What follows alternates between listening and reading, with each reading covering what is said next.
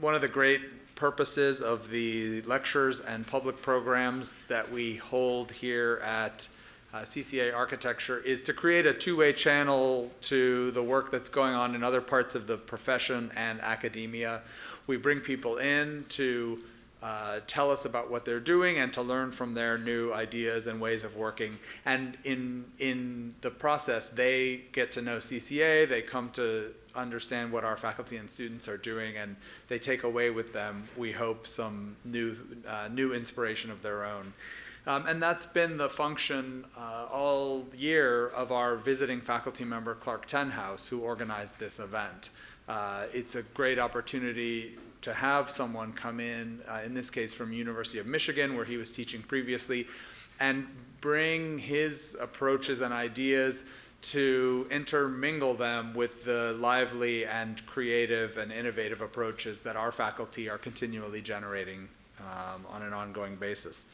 So in terms of the weekend, last week Mark Lee walked us through buildings that remake spatial and visual experience by imaginatively transforming architectural figures such as hills and huts, porches and vaults. And tonight we pick up that conversation again with some rising talents who mobilize contemporary methods and sensibilities in new approaches to form and figuration. In their respective practices, as well as through the Possible Mediums group, Kristy Balliet and Andrew Holder are generating designs that open up new visual and spatial experiences by distorting conventions of form and figuration.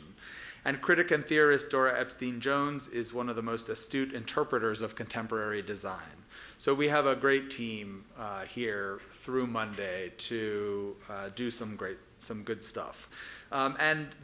You'll hear more about our workshop leaders and the keynote speaker from the master of ceremonies who conceived and planned this weekend's workshop. And that's Clark Tenhouse, who is a visiting professor here this year.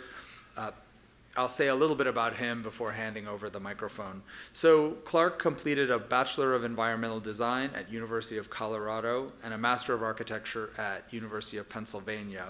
He worked for a few years at Griffin Enright in Los Angeles before founding his own firm, Endemic, which uses digital design and fabrication to reimagine, again, formal and figural conventions of architecture, hybridizing them with inputs from other fields and other practices. He's previously taught at Otis College of Art and Design, at University of Colorado, at the Royal Melbourne Institute of Technology, RMIT, and also at the Taubman College of Architecture and Urban Planning at University of Michigan, where he was a Willard A. Oberdick Fellow in 2013-2014. In 2014, he was also a fellow at the MacDowell Art Colony, and last year he was honored with the Architectural League of New York's Prize for Young Architects and Designers. Welcome, Clark.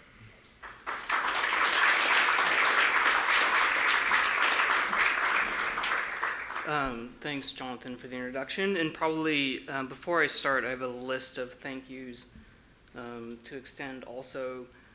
Jonathan for the introduction, but also for the support throughout the year in helping set this up. I also owe a debt of gratitude to faculty and colleagues who have just had casual conversations and suggestions to make the event as smooth as possible, despite weather this afternoon.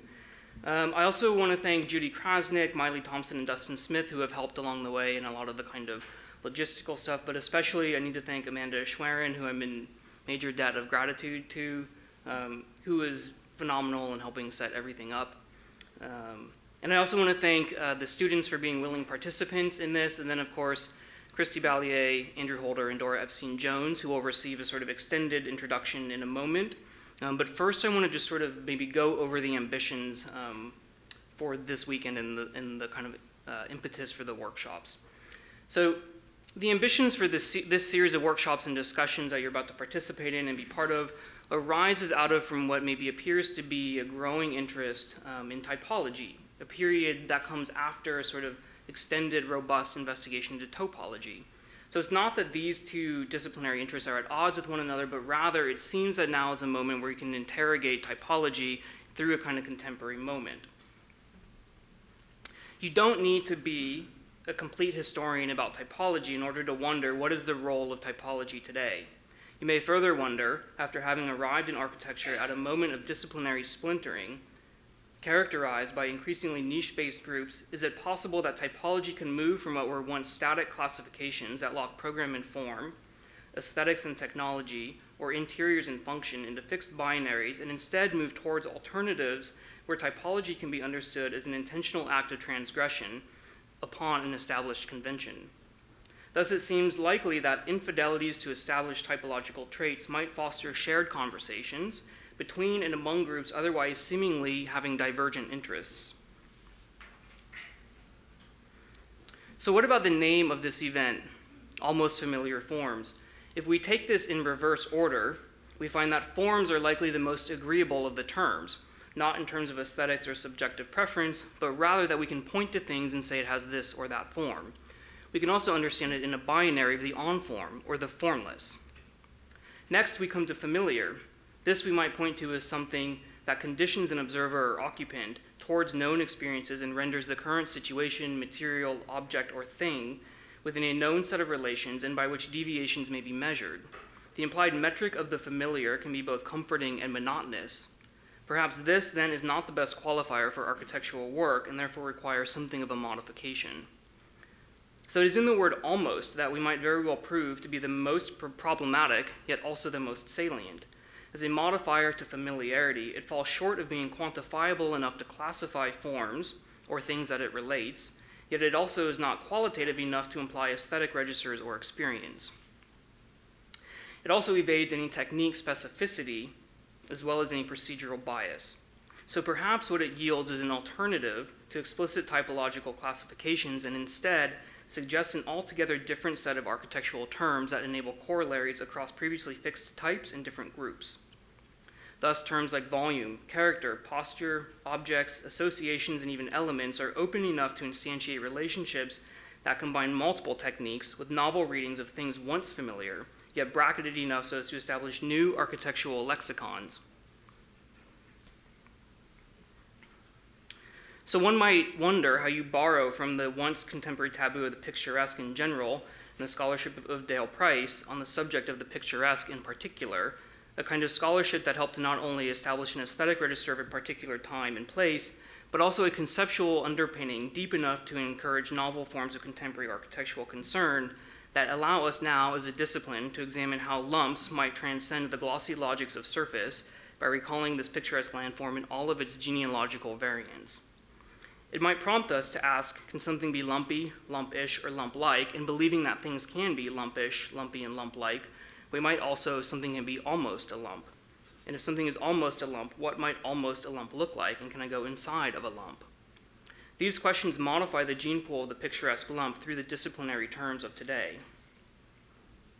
But what about the slippery term, and what about the slippery term of volume? Something typology has previously struggled to handle. It struggles to account for volume in that it continuously flattens space into a two-dimensional diagram.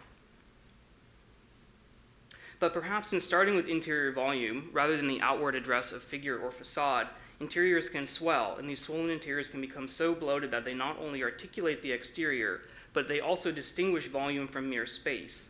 Thus, whereas prior conceptualizations of typology more or less render interior volume as the flattened space of program, or as the net effects of an overriding grid, the inversion of this familiar methodology signals an altogether different genre of typology, volume itself. But we ought to remain vigilant in our respect of those who precede us in the field and be mindful we are not alone, but in fact the plethora of contemporary conversations, conventions, technologies, and techniques are bolstered by recognizing our collectively shared disciplinary past, not diminished. But by no means is Almost Familiar Forms about revivalism, but rather foregrounds novel, perhaps even strange, alternative ways of working that allow for a recategorization while preserving some features of particularly known types while willfully manipulating others.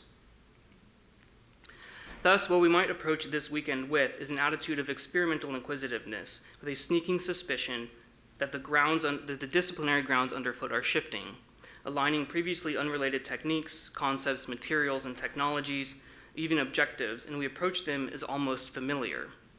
Like Alice's first fall into the rabbit hole, we've seen it all before, but we never imagined it like this. As promised at the beginning, Jonathan gave some. I'll expand on the bios from before. Kristy Balliet is an architectural designer and assistant professor at The Ohio State University's Nolan School of Architecture. She's a co-founder also of Bear Balliet and one of the co-founders of the Possible Mediums Project. From 2006 to 2011, Kristy was an assistant professor at the University of Applied Arts in Vienna in Studio Greg Lynn. Kristy is a graduate of Philadelphia University and a master's degree from UCLA, and recently was named, along with Kelly Baer, as one of the 12 offices selected to participate in the Venice Biennale. I believe we might see a small glimpse of some of that work tonight as a teaser for the full show to come. Andrew Holder is an assistant professor in architecture at Harvard Graduate School of Design and is the co-principal of the LADG with Ben Fryinger. Andrew's work has been published in Young Architects No. 16, Log, Pigeon, and Project Journal. Andrew's received numerous awards, including the 2014 Architectural League Prize for Young Architects and Designers, awarded by the Architectural League of New York. He's also received multiple citations from the AIA Los Angeles and from the Boston Society of Architects Unbuilt Architecture Award. Andrew is a 2012-2013 Oberdick Fellow at the University of Michigan and the Robert B. Pamplin Jr. Fellow at the Lewis and Clark College. Andrew has previously taught at University of Michigan, the University of Queensland, UCLA, Sci-Arc, and Otis College of Art and Design, and currently at Harvard. With that, please help me in welcoming our first speaker, Kristy Balliet, to the stage. Tonight, I will discuss volume. For me, it's important for architecture to define volume. While we all know that volume exists in all architecture, it is often an overlooked starting point. Volume, unlike space, is measurable. Space, as we know, is elusive. A renewed interest in volume is an attempt to offer a productive alternative to a familiar problem, the problem of connectivity. How does one enter? What is the relationship between inside and outside, room to room, etc.? Volume connects, volumes connect. Tonight's tale will pull out a few maneuvers to set the stage for volume to play a leading role in architecture's future, to raise its voice and maybe even dance around a bit. Volume should perform. The lecture tonight will be delivered in 2 acts. Act 1, volume. To be more specific, excessive volume. Act 2, volume. To be more specific, pulsable volumes. Also the title and topic of the workshop here, and potentially a point of contention for Andrew and I later. So, Act 1, excessive volume. First, what is volume? If we think mathematically, we could define volume as the amount of 3-dimensional space an object occupies. That is clear. Good. But you see, if we think of it architecturally, defining volume is a bit more complex, even a bit of a troublemaker. Its relationship with architecture is confused and dramatic at times. Architecture has long tried to confine, define, contain volume. In fact, many accounts that is the core aspect of architecture. Throughout history, there have been times when volume was a literal offset in geometry, and times when fantastical sectional differences were able to surprise and delight. So to set the tone, let's agree perhaps that the Pantheon is a classic example of volumetric ambition. Here, tectonic parts and spatial parts, niches, coffers, oculi, are assembled to decisively contain volume. And to lean here on Alois Riegel, who identifies moments where the beholder within the Pantheon is offered opportunities to shape his own idea of space and volume as the planes alter and niches flicker. So to make it clear, here are 2 examples that model only volume. Luigi Moretti's plaster cast of St. Peter's Cathedral on the left, and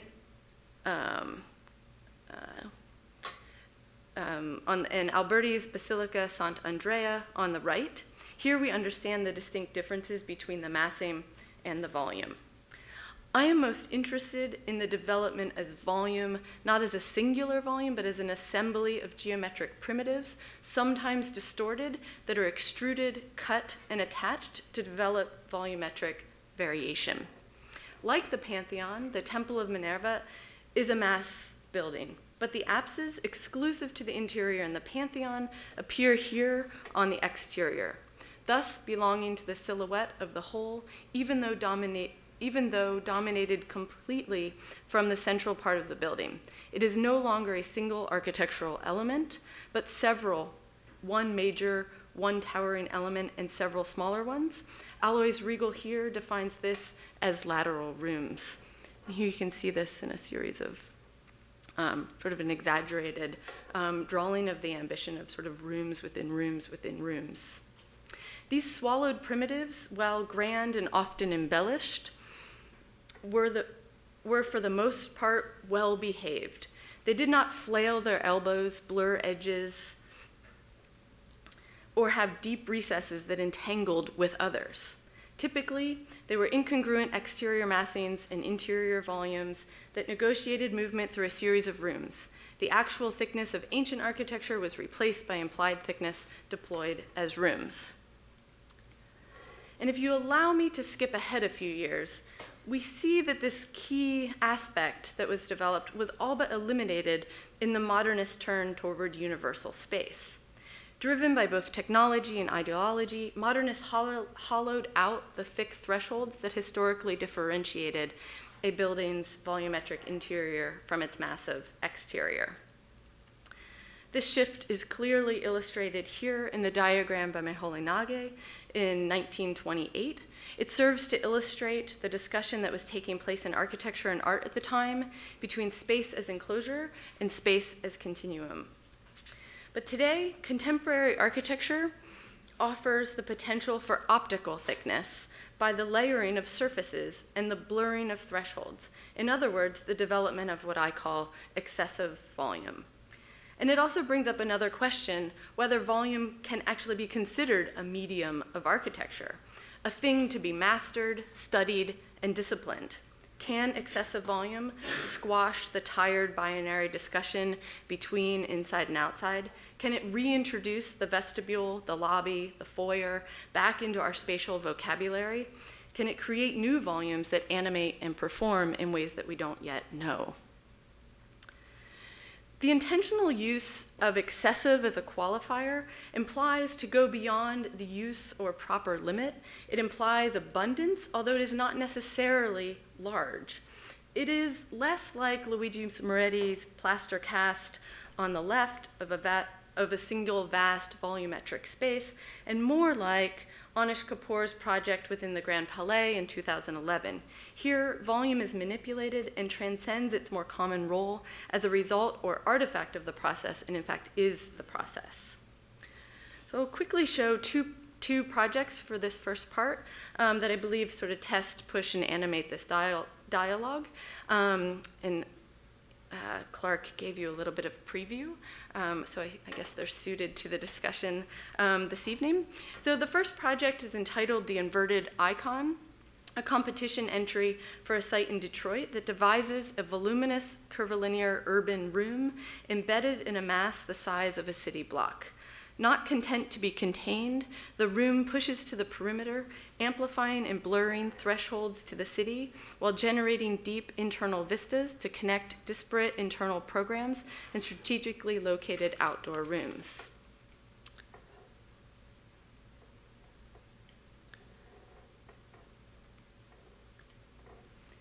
The project takes on the role of volumetric complexity through the typology of the architectural atrium. Interior atriums are prominent grounds for an architectural layering of parts, a volumetric figure confined within the bounds of architectural facades. It offers a critical lens for major developments in interiors and their role in culture. In this case, a volume maneuvers and connects three buildings into one.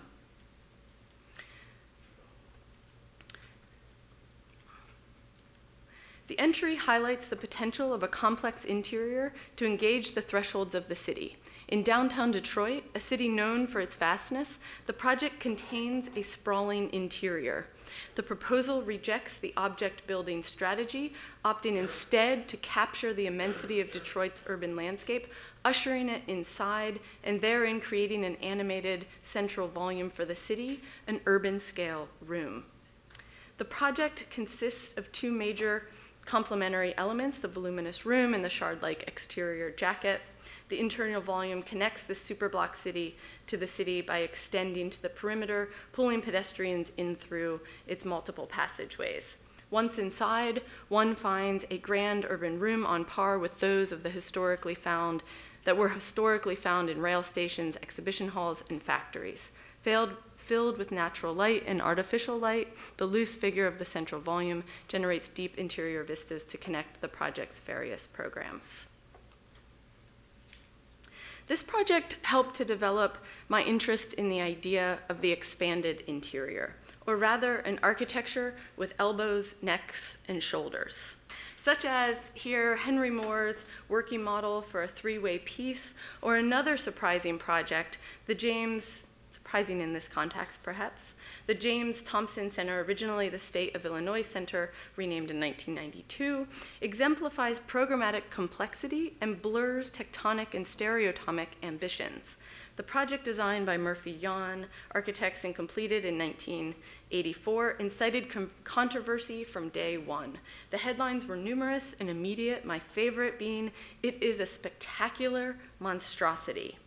And while the exterior was causing quite a stir, the interior environment of the immense 178-foot diameter, 18-story atrium or rotunda was contributing to the drama.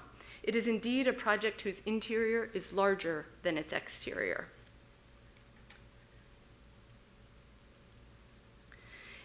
If in contemporary architecture, there are only a few architects that I think are kind of working and moving into this territory, and perhaps have been a bit reluctant to develop these confrontations, artists have long seemed willing and eager to experiment and uncover the emotional experiences they can induce. Here, the Viennese artist Erwin Wurm engages social norms frequently in his work.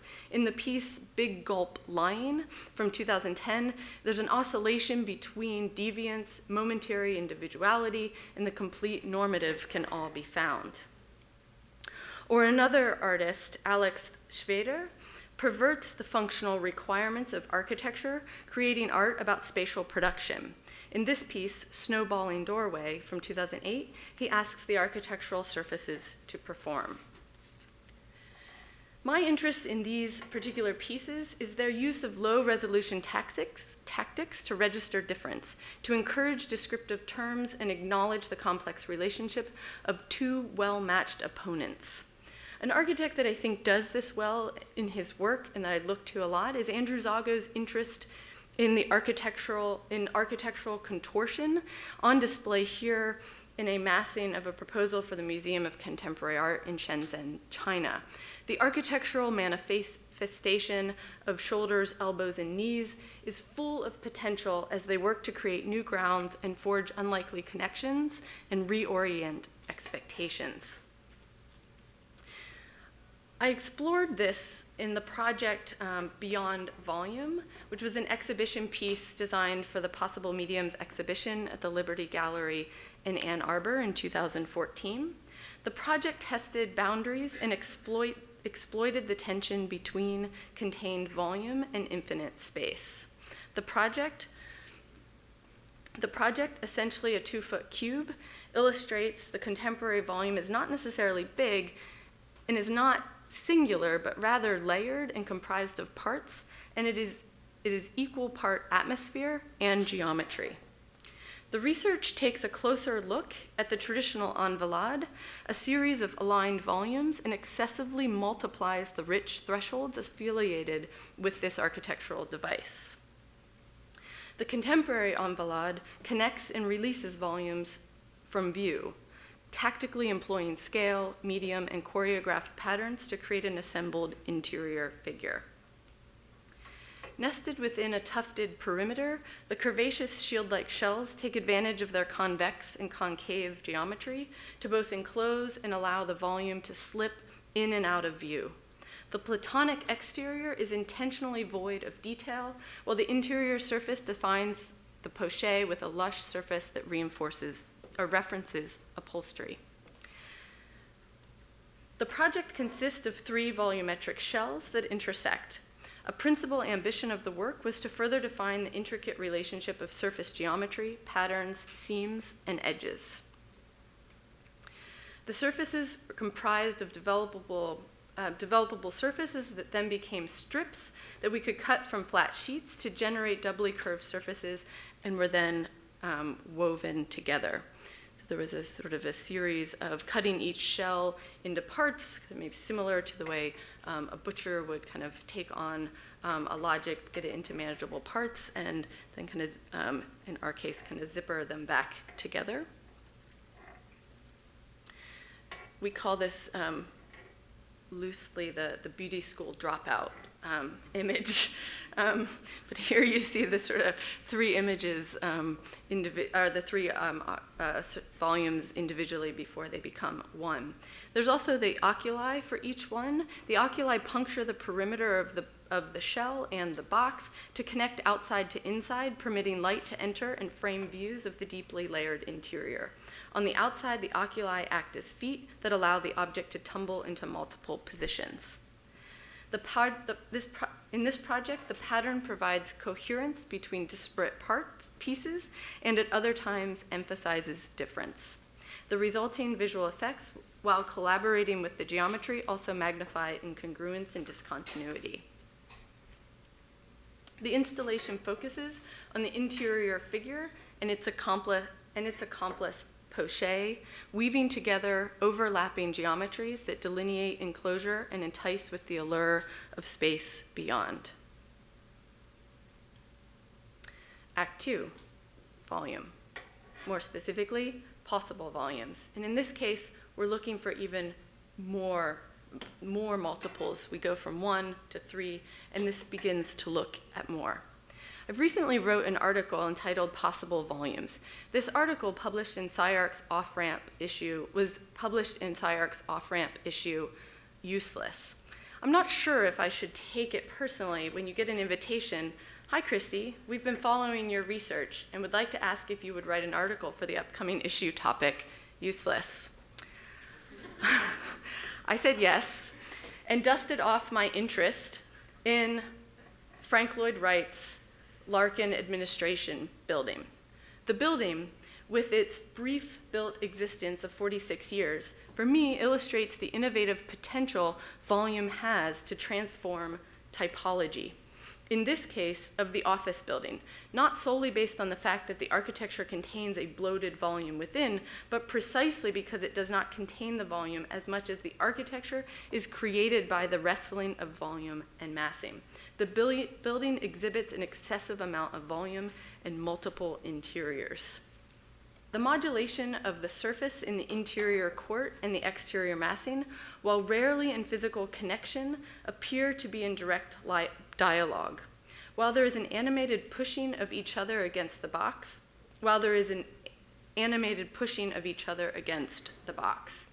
Siegfried Gideon describes this as interplay, a clear reciprocal relationship between the central internal volumes and the square towers that flank the building.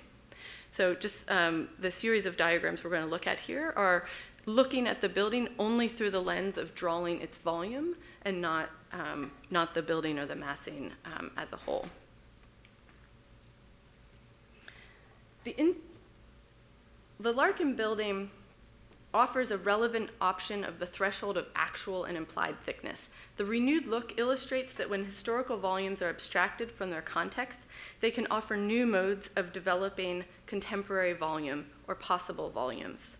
The internal volume explodes the traditional swallowing of a well-behaved primitive, exposing instead a building typology embodying a shifting center, animated volumes, distributed intricacy, and multiple views.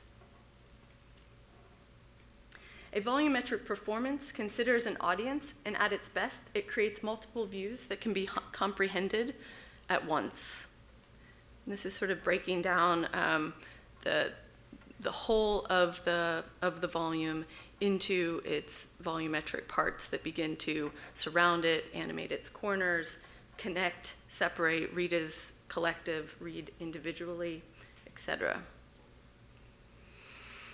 So this current research topic, and the topic of the workshop this weekend, is expanding this investigation into into the Larkin building, I began an investigation in the development of possible volumes, volume for volume's sake. The intention is to adjust the way we approach design problems. The exercise allows volume to lead design. It is a search for a balance of spatial complexity and understanding of primary and secondary volumes. The research, and by extension this workshop, will focus on defining geometric primitives or forms, cubes, cuboids, spheres, tetrahedrons, crowns, elbows, helmets, whistles. These volumes are modified by progressively adding volume, adjoining niches that expand along a three-dimensional coordinate system. The design exercise introduces stages of spatial complexity beyond multiplication and subtraction by introducing shearing and scale shifts into the primitive for a selection of the series, multiplying the effects as the operations vary. The volume slips in and out of visual containment to create a multitude of interiors.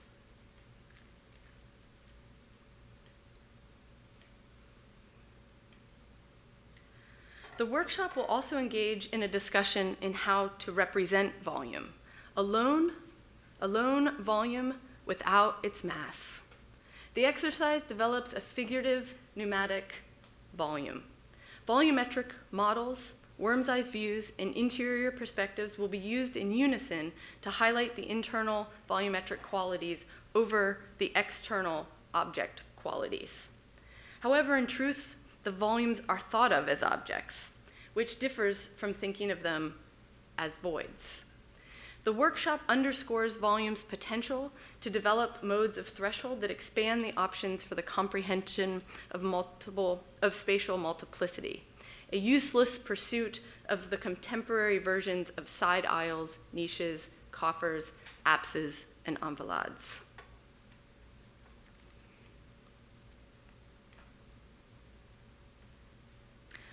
I threw this in here because you used it on the poster. And it was, as part of that research, this was sort of a playful pull out of one of the possible volumes for a very quick charrette on the playful putt-putt competition that a few of us did this summer.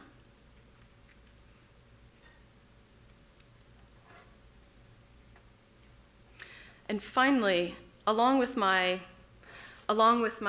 partner, Kelly Baer, we have been working together to work on a 26-acre site in Detroit for the upcoming Venice Biennale.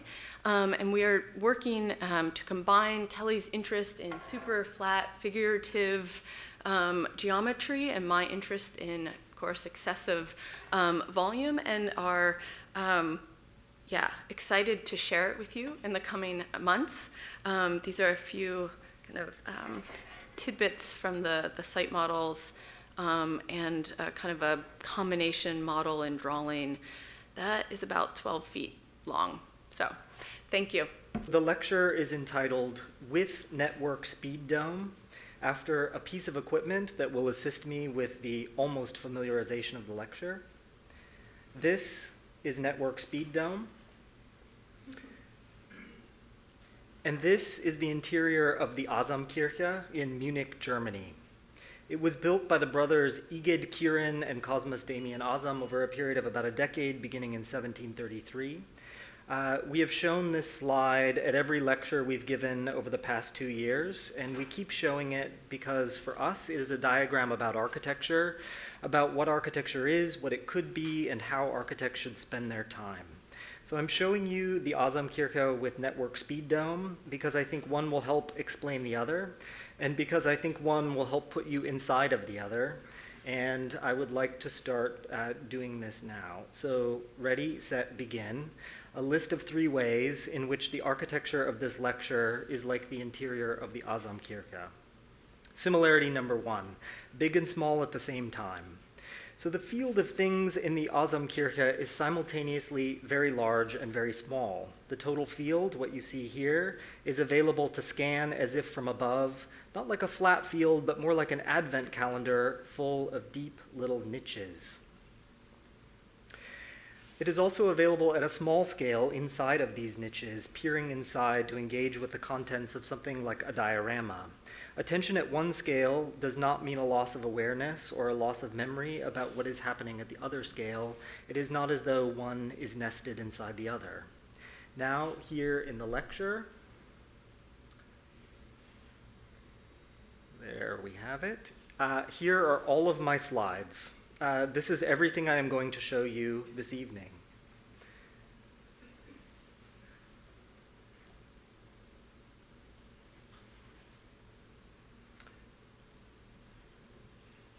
This is slide number 48, the second to last one in the series.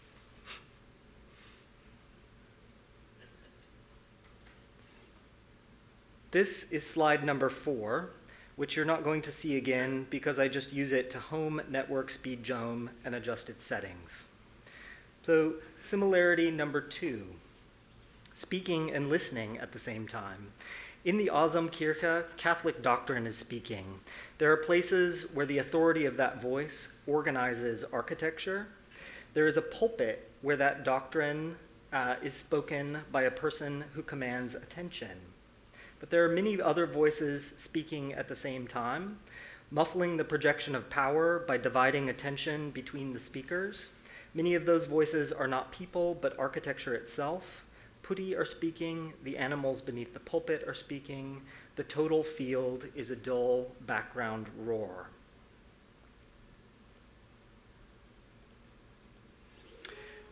Now I am speaking. This is a moment where the organization of the architecture here in this room coincides with the contents of my speech. Now I am still speaking, words are still coming out of my mouth, but network speed dome is allowing other things to be heard, dividing attention between the sound of my voice and those slides over there. Similarity number 3, things and people crowd each other. So here in the Kirche, this is the pulpit, and let's actually zoom in on a detail of the pulpit right here. So underneath the pulpit, there are a series of plaster animals, and at the pulpit, while he is standing there, the priest competes for space with a swan, and the juxtaposition of the two does not quite take his elevated position seriously, neither as a priest in command of his congregation, nor as a person who would presume to be unassailably superior to a plaster tchotchke. Here is Clark. He is sitting here with us in the lecture hall. He is the organizer of this event. Right now, he is in a relationship with an inanimate thing named Network Speed Dome. Not just Clark, but potentially all of you. We could go further, but that's probably enough to make my point, and maybe even enough to sustain your belief for a moment that this lecture has an architecture and that you have already entered it. So our firm is convinced that this is in fact the way the world works. We think the world is irrevocably crowded with things that exert a real force on one another and upon people. As architects, it is our job not to clean them out or organize them, but to add more things to the pile with a maximum of canny awareness about how our additions will alter or be absorbed into the total configuration. Further, that specific kinds of things are likely to be successful in this project of addition, things that circulate well in architecture as I have proposed it. Those things tend to be almost familiar as opposed to totally familiar.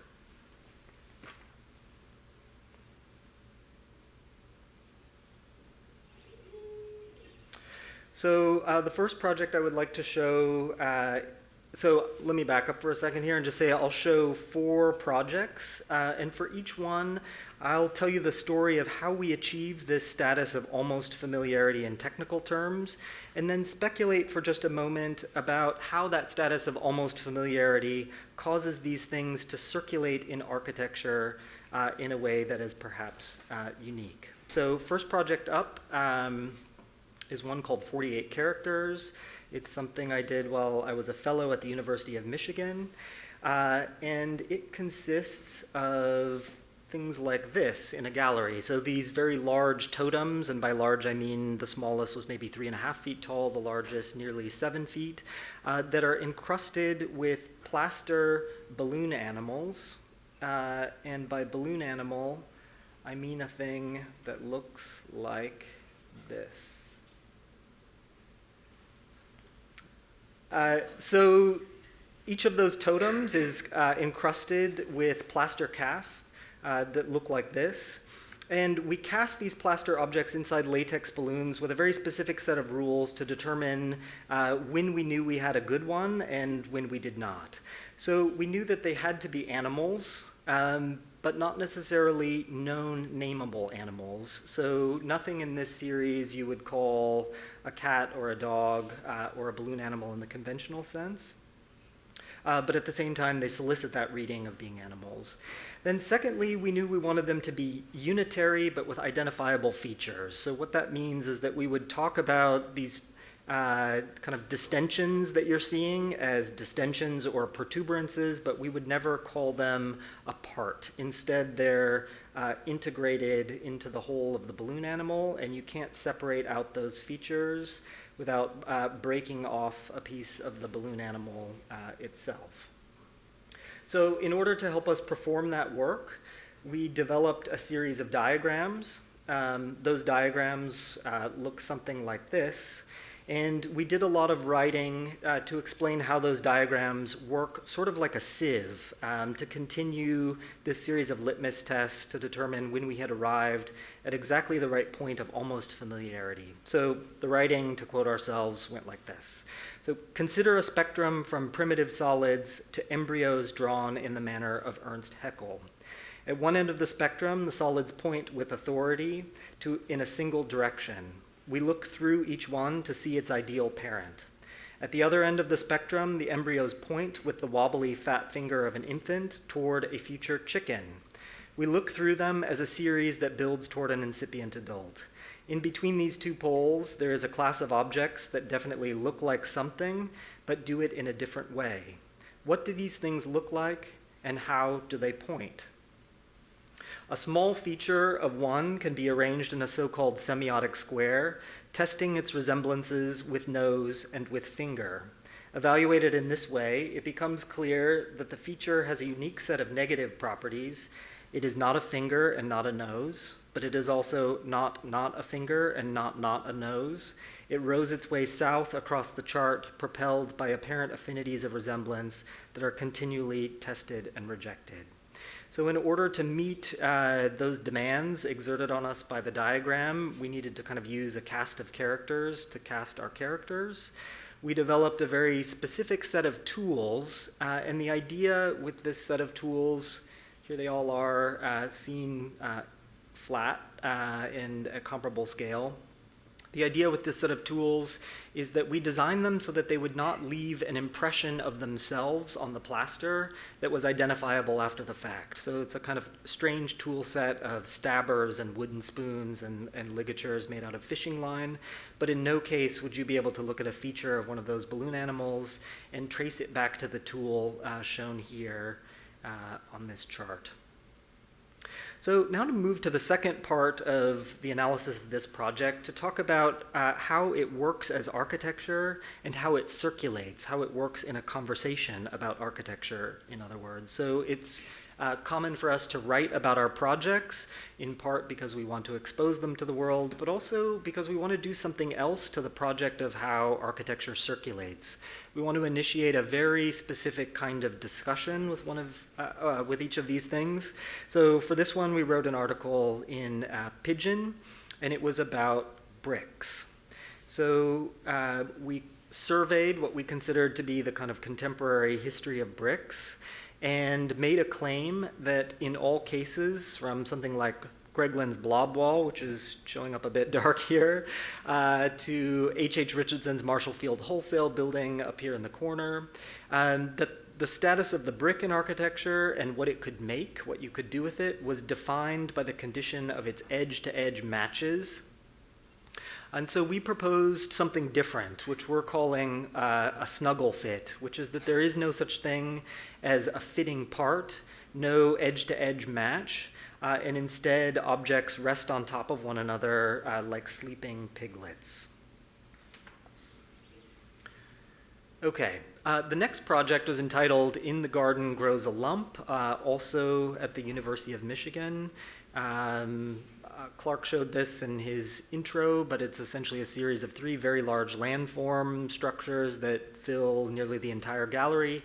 And there are a series of bookcases resting on top of them that are open to pages in rare manuscripts on the picturesque. So just to kind of tell the story of how we got involved with this project, I wanted to teach my students how to draw plans, and so I contracted the library special collections unit and asked them to pull a number of 18th and 19th century texts, thanks for that, with what are called mezzotint engravings, which have a very particular quality of finish that I wanted my students to emulate. And I just threw out the word picturesque, like let's see some picturesque plans without really knowing much about what those might be. And well, it turns out that practitioners of the picturesque actually did not draw great plans. The drawings themselves are fantastic. The plans are maybe another matter. They did have this incredible number of drawings that attempted to define ambiguous landforms with a very high degree of precision, and so my interest sort of landed there. I no longer cared about the plan, but I cared about this project of trying to define with precision the difference between, let's say, a mound and a lump. The practitioners of this period were so intent on this project that they invented a whole new lexicon of nouns. So things like lumps, clumps, belts, masses, hollows, bowers, those all meant something in the kind of language of art of the English picturesque. What was interesting about that is that while they went to great lengths to specify what a lump was, so here you have all of these drawings that refer obliquely in one way or another to a lump. None of the major authors of the period ever arrived at a consensus. So some people said a lump is a pimple, other people said a lump is a cyclops face, but nowhere in the historical record could we find an example of a drawing labeled lump. So it left for us a kind of opening where we could pretend to be the first to construct an object of this kind. So the way we went about it was to observe that practitioners of the picturesque isolated certain properties of the lump as occurring in section or elevation. So they have a particular kind of hunched quality. So when we talk about lumpish qualities of an object, those are always designated in elevation. But then when landforms were disposed on a landscape, the plan was always ramified or branched. So mounds were linked together in a series of branched patterns. So what we did in our project was simply combine the hunched qualities in elevation with the ramified quality in plan to give that sort of hunched figuration or hunched posture a dispersion in the gallery. So nowhere are you capable of just staring at a hunched posture flat or in 2 dimensions or dead on in elevation in the gallery.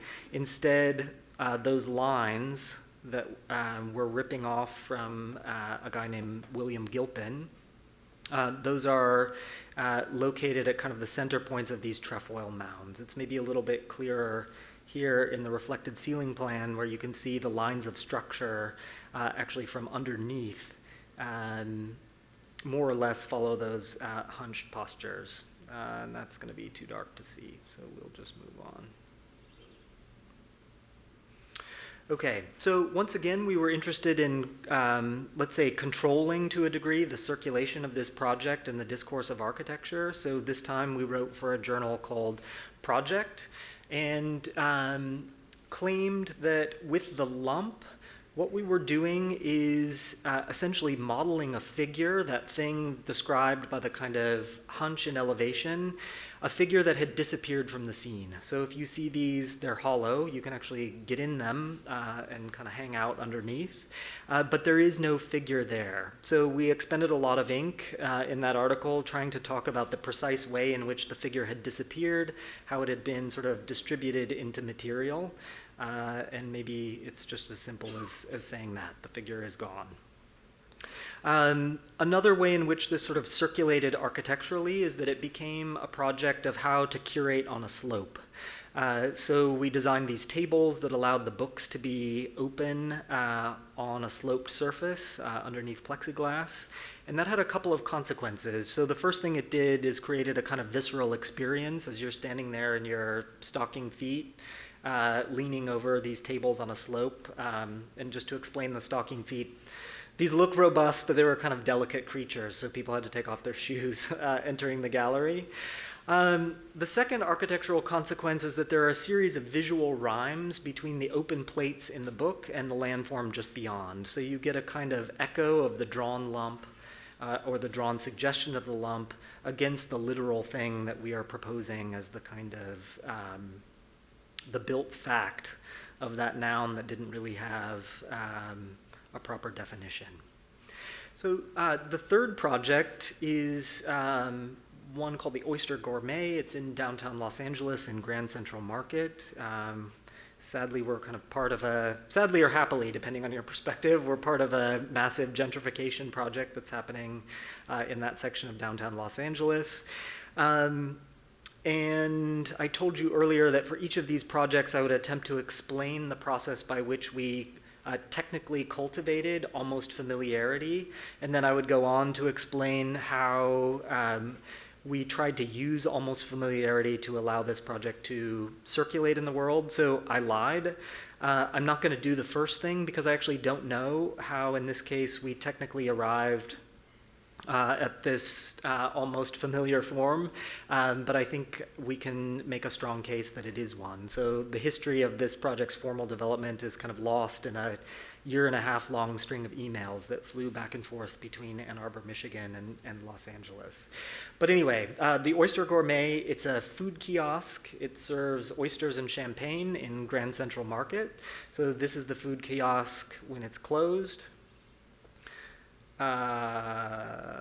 This is the food kiosk when it's open. So here we have closed shell, open shell. You open these with a hand crank and a kind of nautical grade winch. And here they are in plan and reflected ceiling plan in the kind of open and closed state. It's the first project that we've ever done that's popular. So here are a bunch of screen grabs from Instagram. And I mean popular in the sense that it's kind of like taken up by media outside of architecture and taken up in a way that we did not anticipate. So we don't know exactly why this happened, other than I would attribute it exactly to its quality of being almost familiar. So I'll rewind and move forward. There. And I'm going to read you a couple of quotes about this project from popular media sources in Los Angeles, and I think you'll find in each one that it is this condition of being almost familiar that is responsible for the author's fascination with the building.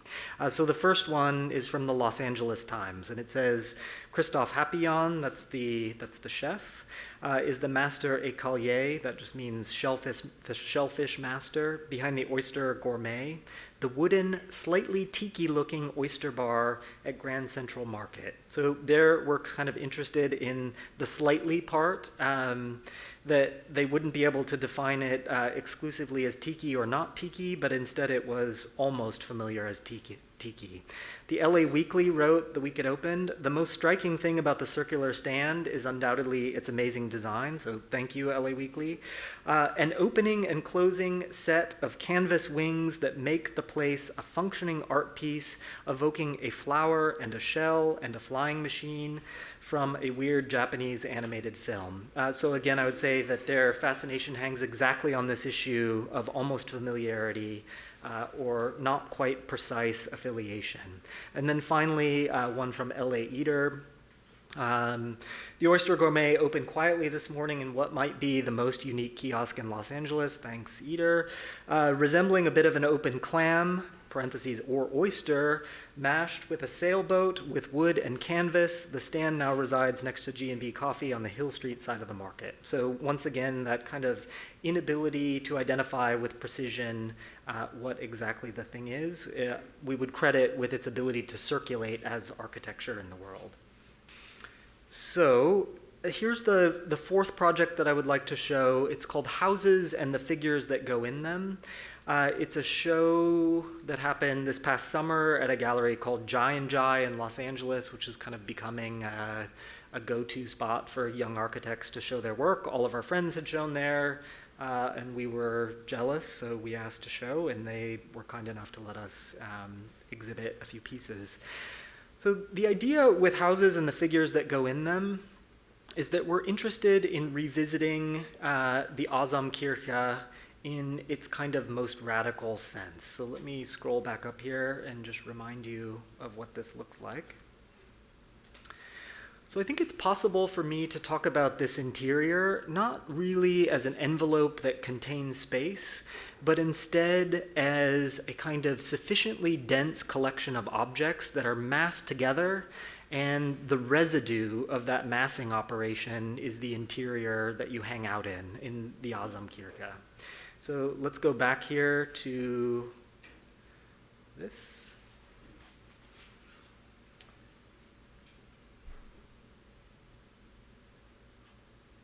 I think that's it.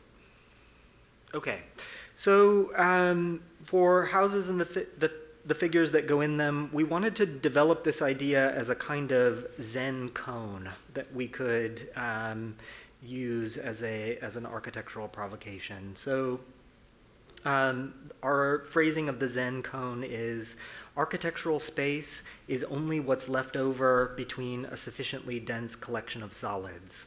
So that means that every room can be read in two ways. The first is in conventional terms, in the sense that here we are in a room, and the room is one of several abstract devices, along with things like structure and skin, that order and dispose the material around us. Or two, we are not in a room at all. We are between walls, and with our carpets and lights and chairs, we together are forging a happy survival strategy to carve out an existence in this crevice that is afforded to us between walls. So that's essentially what we were trying to get at with this kind of dense collection of things that are almost like architectural elements and almost like sculptures.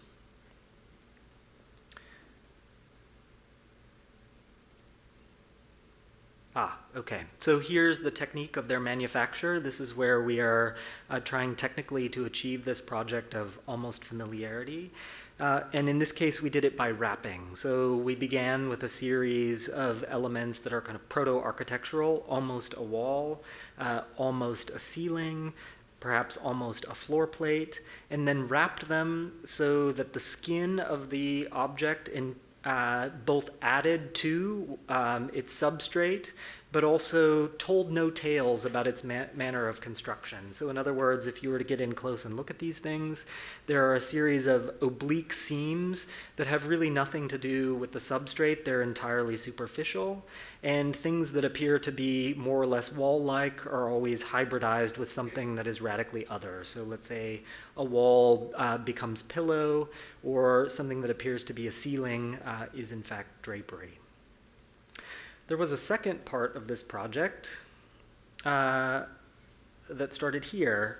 So there are houses and the figures that go in them. And here we were very interested in basically designing the people that go in these houses. And as a point of departure, we began thinking through some of the new facial identification algorithms that are used to pick a human face out of a kind of completely flat image that contains no essential information about where the human face is.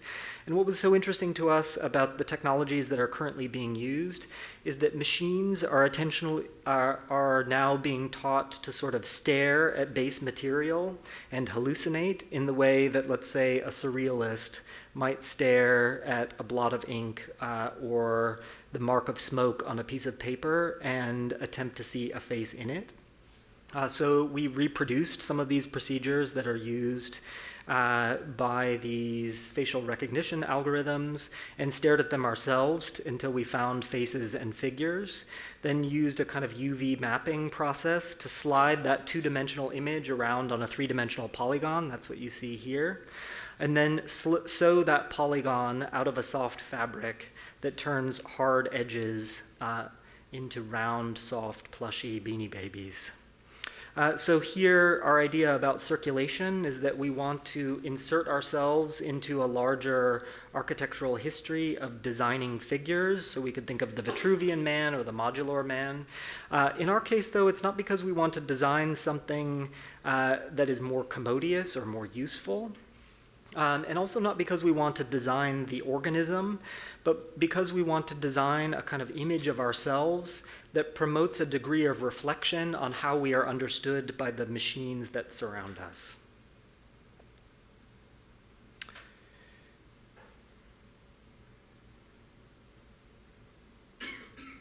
All right.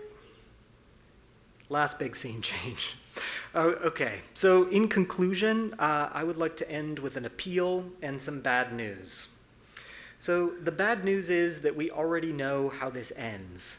By this, I mean the project of almost familiarity as it has been proposed by Clark, and by this I also mean the interest in architectures of the messy, the crowded, the partially formed, and the incompletely organized that, for me at least, attend to this project of almost familiarity. And I should say that our firm is clearly deeply invested in this project. We have been here at many points before in history, and the result has always been that these interests, visually misaligned with the feeling of linear argumentation, are expelled from the academy and ultimately from the sphere of good social conduct as well. In the mid-18th century, as the Rococo period in Bavaria was going out of fashion, the state and academy began a campaign to expunge the style. So the elector Max Joseph III decreed at the time, quote, "In order to prevent all exaggeration when a new county church needs to be built, and so as not to leave the planning of the church to the self-centered whim of some priest or official, we shall let experienced and skilled architects provide different model floor plans and elevations, so that in this way a pure and regular architecture might be preserved, eliminating all superfluous stucco work and other often nonsensical and ridiculous ornaments." A little more than 200 years later, Colin Rowe made similar observations about the principles of picturesque townscape planning, which, like the Rococo, was preoccupied with a congestion of the visual field and an apparent lack of order. So Rowe observes about townscape, quote, "It seems to have lacked any ideal referent for the always engaging accidents which it sought to promote, and as a result, its tendency has been to provide sensation without plan, to appeal to the eye and not the mind, and while usefully sponsoring a perceptual world, to devalue a world of concepts. The architecture of the academy, in other words, will ultimately belong to the color white, to abstraction made visible, to critical commentary, and to the embodiment of social prescriptions. Therefore, my appeal to other architects in the room and also to students, in order to sustain this project, almost familiarity or whatever you choose to call it, the challenge is not to define delirium in its production. That is easy enough. The challenge is to make a form of it that is compatible with intellection. Thank you.